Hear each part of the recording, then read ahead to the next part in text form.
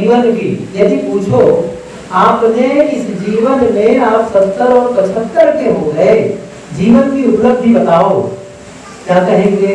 इतना बड़ा मैं मकान बनाया, इतनी जमीनें खरीदी, इतने बच्चे पैदा किए और सबको नौकरी में लगा दिया, काम में, ये उपलब्धि है। मैं पूछूं आपसे, यदि आप बुद्ध से पूछते क्या उपलब्धि बताते? बुद्ध की बात भूल जाओ। अभी यहाँ जितने लोग बैठे हैं करीब 70 से 90% लोग गुरुदेव जी को से मिले हैं, सदगुरु व्यास साहब जी से। अच्छा, उनसे पूछते आपके जीवन की उपलब्धि क्या है, तो क्या बताते? इतना बड़ा संस्थान कायम किया, इतनी पुस्तकें लिखी। वे जीवन की उपलब्धि नहीं मानते थे। जीवन की उपलब्धि है जो जीवन के साथ जीवन के अंत में भी काम आए। देखिए, जिन्हें हम संपत्ति कह रहे हैं ना, वो संपत्ति नहीं है। अच्छा, क्यों नहीं है? संपत्ति वही असली है जो हमारी विपत्ति में काम आए। फिर से मैं कह रहा हूं, संपत्ति वही संपत्ति है जो हमारी विपत्ति में काम आए। और सबसे बड़ी विपत्ति क्या है? सबसे बड़ी विपत्ति मौत तो है ना। बताओ, मौत से बढ़कर कोई दूसरी विपत्ति है? मौत से बढ़कर कोई विपत्ति नहीं है। और जिस संपत्ति को हम मान रहे हैं कि मैंने ये उपलब्धि की, वो आपकी विपत्ति में काम आने वाली नहीं है। गुरुदेव जी ने लिखा है बीजक की व्याख्या करते हुए, जीवन में जो समय मिला, जीवन में जो समय मिला है उसमें आप धन कमा सकते हैं, उसमें आप विद्या अर्जित कर सकते हैं, उसमें आप बड़े पद पर जा सकते हैं, लेकिन उन सबको दे करके जीवन के समय को बढ़ा नहीं सकते। एक उदाहरण दो, ये पुरानी कहानी है, मैं कई बार कहानी कहा करता हूँ। एक बड़ा कहना चाहिए धनी आदमी, बड़ा सेठ, बहुत धन कमाया, सब कुछ उन्होंने अपने लिए बनाया। और जब बहुत सारा धन, इतना धन कहते हैं, उसमें लिखा है, मैंने पढ़ा कि सूफी कहानियां, ये पुस्तक है छोटी सी, उसमें कहानी आई है सूफी कहानियों में। तो 3 करोड़ स्वर्ण मुद्राएं उसने इकट्ठी कर ली।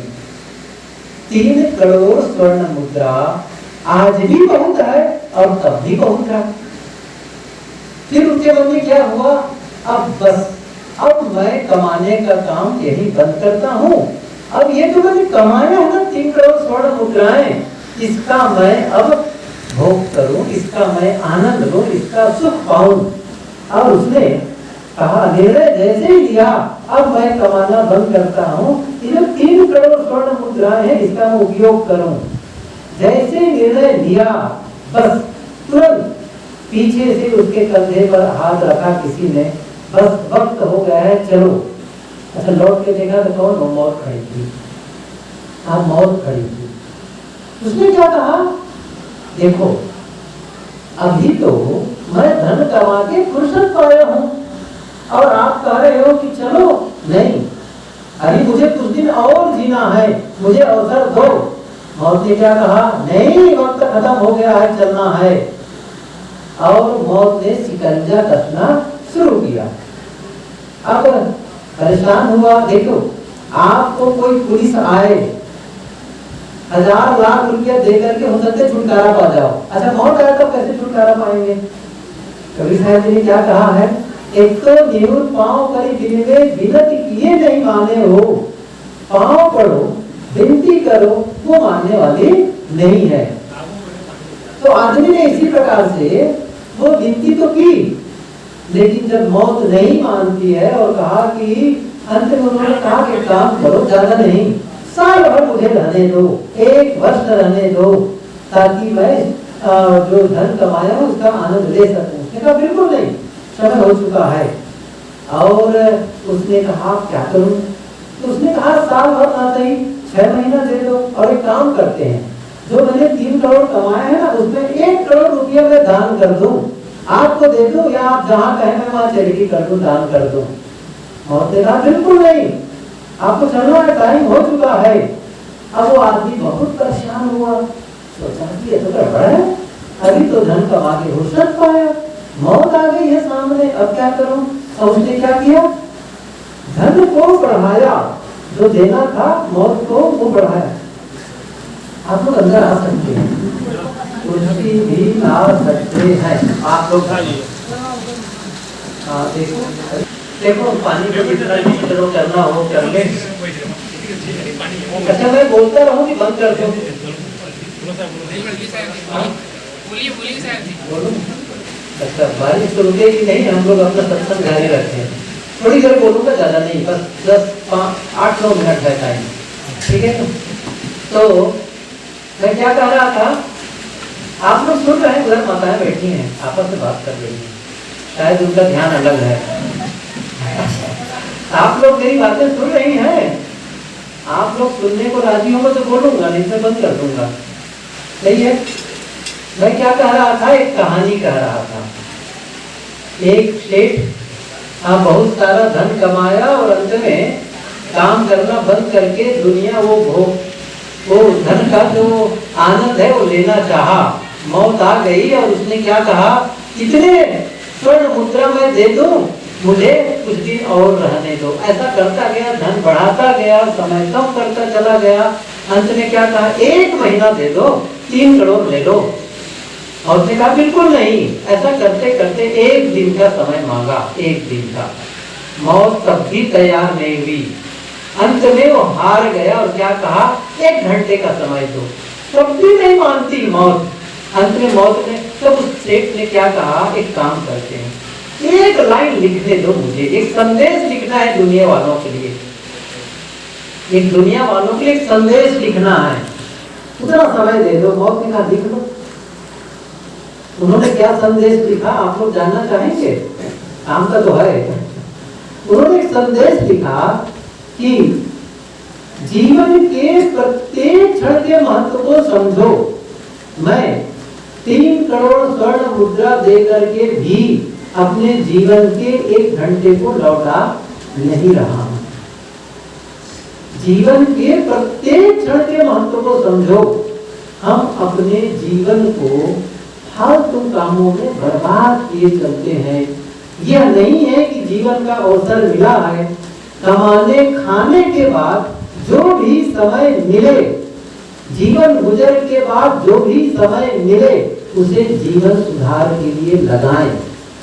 बहुत कम लोग हैं इस पर ध्यान देते हैं। जीवन गुजर में ही पूरा समय लगा देते हैं। जीवन गुजरना आवश्यक है, कोई ऐसा नहीं कि जीवन गुजर नहीं करना है, लेकिन जीवन गुजर का क्या अर्थ है? गुरुदेव जी कहा करते थे, आपके चारों तरफ 10,000 रोटियां रख दें, आप कहेंगे बड़ी उन्नति है। कितनी रोटी चाहिए आपको?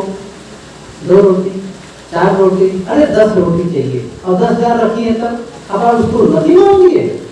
वो उन्नति नहीं है, बांट दो उसको, नहीं तो फिर वो नुकसान करेगा। आपको कितना बड़ा मकान चाहिए, कितनी गाड़ी चाहिए, कितने कपड़े चाहिए, पूछो। यदि मैं माताओं से पूछूं कितनी साड़ियां हैं आपके पास में, क्या कहेंगी? वो तो जाके गिनना पड़ेगा। और इतनी है कि 5 साल अभी न खरीदे तो भी साड़ियां कम होने वाली नहीं है, लेकिन अगले साल की साड़ी खरीदेंगे, जैसे दुकान जाएगी फिर खरीदेंगे।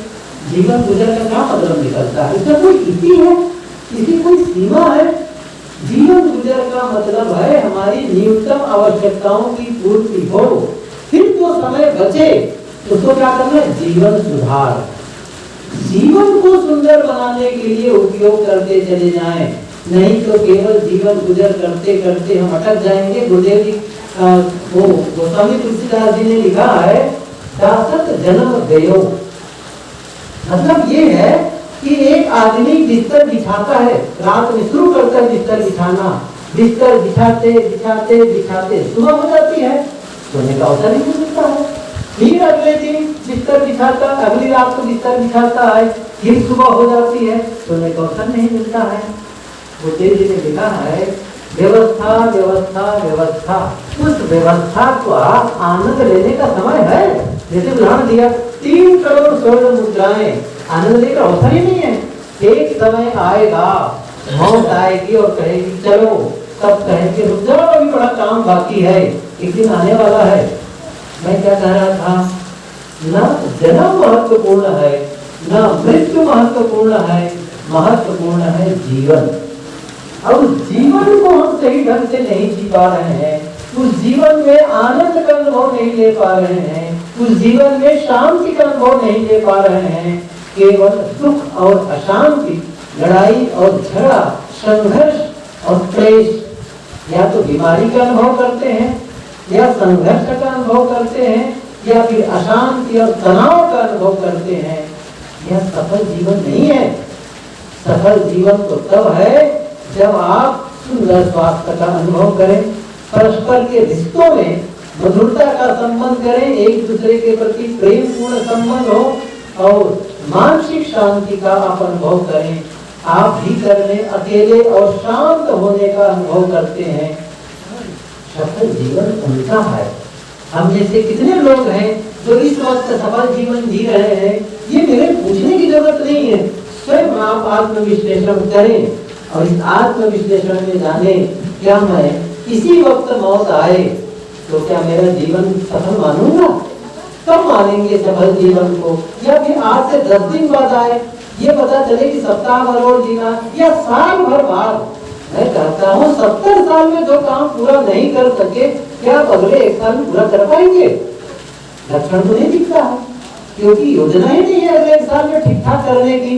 योजना क्या है? अब बड़ा से बड़ा मकान बन जाए, ऐसा हो जाए, वैसा हो जाए, बच्चे की शादी नहीं हुए, बच्चे की नौकरी नहीं हुई, योजना इसकी है। जीवन को सुंदर बनाने की योजना नहीं है, जीवन को सफल बनाने की योजना नहीं है। तो मौत आ जाए या 4 दिन बाद आए बराबर है, या 4 साल बाद आए बराबर है, 10 साल बाद आए, 20 साल बाद आए, क्या होगा? जो आज है ना, वो 20 साल बाद भी वही समय रहेगा, क्योंकि हमारी मानसिक दशा वही रहेगी 20 साल बाद भी। क्यों? हमने तो परिवर्तन के लिए कोई संकल्प ही नहीं लिया है, जीवन को सुंदर बनाने के लिए कोई निर्णय ही नहीं लिया है, कोई योजना ही नहीं बनाई है, वैसे जीवन चलेगा। ये कुछ बातें मैंने कही कि हमारा आज का आयोजन के संबंध में चर्चा हो रही थी कि आज का आयोजन क्यों है। पता ही है कि एक जो उम्र, जिसकी उम्र कब और दिन जीना था, जैसा भरोसा करते, क्यों जीना था? क्योंकि उससे ज्यादा उम्र वाले भी आज हैं। माँ है, पिता है, दादा है, दादी है, सब है। और उनको जाने का क्या मतलब है? उनको जाने का मतलब है एक समय तक ही कोई रहता है। हम सब भी इसी प्रकार से समय तक की, सीमित समय तक के हैं, लेकिन कब मौत आएगी किसी को पता नहीं है। महत्वपूर्ण है मौत के पहले जो जीवन हमें मिला है, इस जीवन को सफल बनाने का प्रयास करें, इसे हम सुंदर बनाने का प्रयास करें। तो मैंने कहा वो जन्म भी महत्वपूर्ण है, फिर आपकी मृत्यु भी महत्वपूर्ण है, क्योंकि आपने जीवन को सही तरीके से जिया।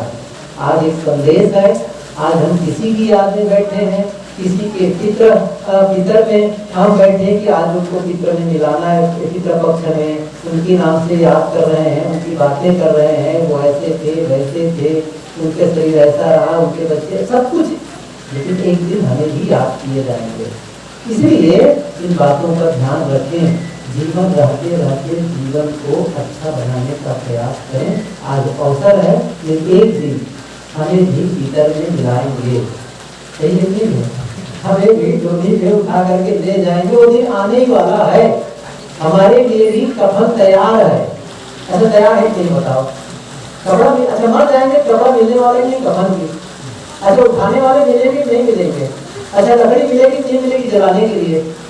रोने वाले भी मिलेंगे और बड़ा सुहारी खाने वाले भी मिलेंगे, सही है ना? चिंता आपकी देरी है, मरने भर की देरी है, सब कुछ की व्यवस्था है, केवल मरने की देरी है। एक बार मिलेंगे, फांसी लगाने के लिए नहीं कह रहा हूँ, यदि इसको कभी मौत आएगी तो सारी घटना घटेगी, बस एक ही काम नहीं कर पाएंगे, जीवन को सुंदर बनाने का। वो कब है? जब आपका शरीर ठीक ठाक है, स्वास्थ्य बढ़िया है, सोच पा रहे हैं, बोल पा रहे हैं, कर पा रहे हैं, तो जीवन में सुंदर सा नया अध्याय का प्रारंभ कर सकते हैं, इधर जीवन जी सकते हैं। काफी देर से मैं आप लोगों के बीच बोल रहा हूँ और मैं समझता हूँ समय हो गया है। अच्छा, समय हो गया इसलिए भी कह रहा हूँ कि वहाँ क्षत्रिय आश्रम में कार्यक्रम भी है, वहाँ भी जाना है, तो अभी फिर और भी समय लगेगा यहाँ पर। इन बातों को ध्यान में रखते मैं अपनी वाणी को विराम देता हूँ और आप सबके प्रति शुभकामना व्यक्त करता हूँ कि आप सबका जो बचा हुआ जीवन है स्वस्थ हो, प्रसन्न हो और आनंददायक हो। इन्हीं शुभकामनाओं के साथ अपनी वाणी को विराम देता हूँ।